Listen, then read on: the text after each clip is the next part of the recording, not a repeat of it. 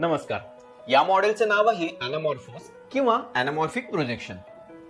येथे एक प्रतिमा आहे जी पाहिल्यावर काहीही अर्थबोध होत नाही आणि एक परिवर्तनीय पृष्ठभाग असलेला सिलेंडर म्हणजेच दंडगोल आहे.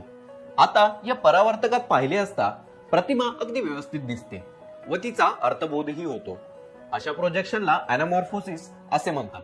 लाईट या चित्रावर पडून मग या सिलेंडरवर जाते, मग येथून परावर्तित होऊन आपल्या डोळ्यापर्यंत येते. जर सिलेंडर ऐवजी मी एक सपाट आरसा ठेवला तर ही प्रतिमा सरळ दिसेल का? हॅन्स हॉबलिन आणि लिओनार्डो दा विन्सी सारख्या प्रसिद्ध कलाकारांनी असे अनेक चित्र बनवले होते ज्यात मुख्य चित्राचा एक भाग फक्त आणि फक्त अॅनामॉर्फिक प्रोजेक्शननेच पाहिला जाऊ शकतो.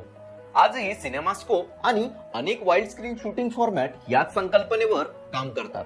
आयमॅक्सचे डोम प्रोजेक्शन याच संकल्पनेचे उदाहरण आहे. आशा करतो की तुम्हाला हे मॉडेल नक्कीच आवडलं असेल. पुन्हा भेटूया अशाच मजेदार संकल्पनेसह. धन्यवाद.